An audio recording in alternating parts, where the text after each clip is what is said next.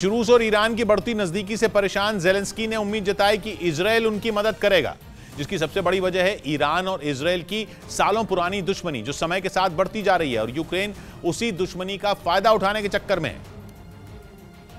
क्योंकि रूस ने ईरान से आए आत्मघाती ड्रोन से यूक्रेन में ऐसा हमला किया कि ज़ेलेंस्की देखते रह गए। ईरान ने शाहिद 136 की अच्छी खासी मात्रा रूस को दी है, जिनका यूक्रेन में धुआंधार इस्तेमाल हो रहा है। ये ड्रोन आत्मघाती हैं, इसलिए टारगेट के साथ साथ खुद भी उड़ जाते हैं, यानी एक हमले में एक ड्रोन खत्म हो जाता है। और रूस जिस तरह से यूक्रेन में शाहिद 136 का इस्तेमाल कर रहा है, उससे साफ है कि ईरान और रूस के बीच ड्रोन की बड़ी डील हुई है, जो रूस और ईरान की बढ़ती करीबी का सबूत है। और यूक्रेन चाहता है कि इजरायल वैसे ही उसका साथ दे जैसे ईरान रूस का साथ दे रहा है। मतलब यह कि यूक्रेन इजरायल से खतरनाक हथियार मांग रहा है, क्योंकि इस समय उसे किसी चीज की सबसे ज्यादा जरूरत है तो वो है हथियार। और इजरायल की तकनीक और बेहतरीन हथियारों का लोहा तो दुनिया मानती है। ज़ेलेंस्की इसके लिए लगातार इजरायल पर दबाव बना रहे हैं और 24 फरवरी के बाद से लगातार इजरायल से कह रहे हैं कि वो उन्हें हथियार दे दे। ये दबाव तब और बढ़ गया जब इजरायल का जानी दुश्मन ईरान खुलकर रूस के साथ खड़ा हो गया। लेकिन इजरायल है कि मानता नहीं।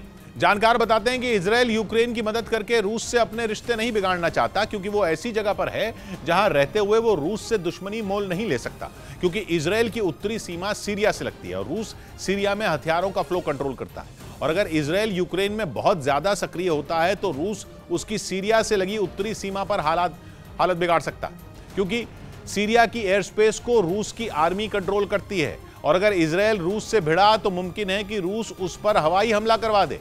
लेकिन यूक्रेन चाहता है कि इजरायल उसका साथ दे, जिसके लिए ज़ेलेंस्की यहूदी कार्ड खेल रहे हैं, क्योंकि ज़ेलेंस्की खुद यहूदी हैं और इजरायल यहूदी देश है। और कहा जा रहा है कि मदद मांगने के लिए दी गई उनकी कई दलीलों में एक दलील यह भी है।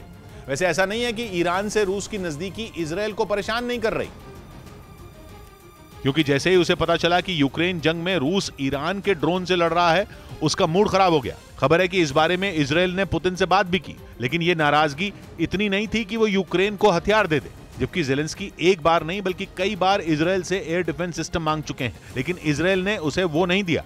लेकिन बदले हालात में यूक्रेन को थोड़ी सी उम्मीद है कि इजरायल उसका साथ दे दे, क्योंकि अब पिक्चर में रूस के साथ ईरान भी खड़ा है। और इसी वजह से ज़ेलेंस्की ने बयान दिया कि अब हम रूस और ईरान से लड़ रहे हैं और इसीलिए मुझे उम्मीद है कि इजरायल हमारी मदद करेगा। मतलब अपना मतलब निकालने के लिए यूक्रेन इजरायल और ईरान की दुश्मनी का इस्तेमाल करना चाहता है और यह तक कह रहा है कि उसे इजरायल से मिलिट्री कम्युनिकेशन सिस्टम मिलने की उम्मीद है।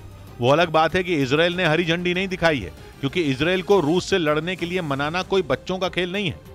इस बीच T20 वर्ल्ड कप के 33वें मुकाबले में इंग्लैंड ने न्यूजीलैंड को 20 रन से हरा दिया। इंग्लैंड ने पहले खेलते हुए 20 ओवर में 179 रन बनाए, जिसके जवाब में न्यूजीलैंड की टीम 6 विकेट पर 159 रन ही जोड़ पाई। इस जीत के साथ इंग्लैंड के सेमीफाइनल में पहुंचने की उम्मीद बरकरार है, लेकिन उसे अगले मैच में ऑस्ट्रेलिया को हराना होगा।